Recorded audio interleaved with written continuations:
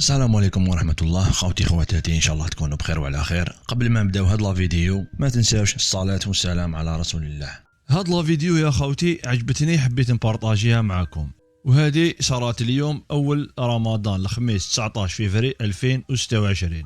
كيما راكم تشوفوا هذا المواطن اللي راهو يصور هاد لا فيديو بليليونات ديالو، شاف هذا الطفل الصغير يخدم يبيع يسترزق ربي يعاونو وداير طابله. وهنا رانا في سوق بومعطي بالحراش بالجزائر العاصمه.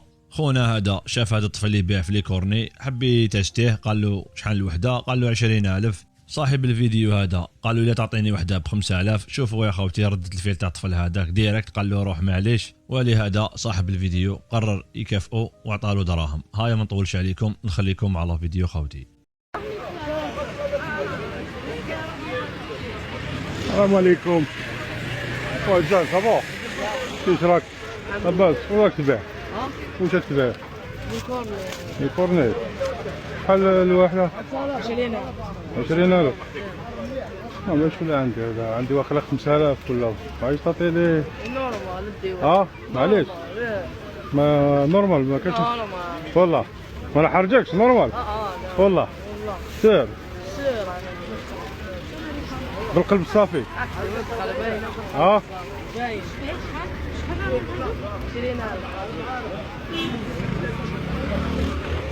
بارك الله فيك. هذا واش قاعد لك؟ هذا ما كانش قاعد لك وصافي.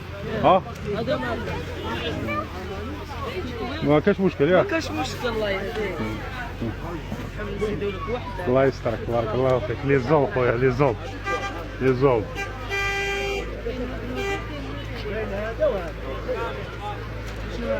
ليك يعطيك الصحة. ليك. وهادو مدهم كاش مرا ولا كاش وسمو مدهم هكذا لي زوب. وريح هكذايا ربي يرزقك. شايف قاعد دايما هكذايا ربي كي صحيح. سمعت هكذا. هيا رمضان مبارك. هي ليجان ليجان الجيريان، ناس الحراش لي زوم. رمضان مبارك.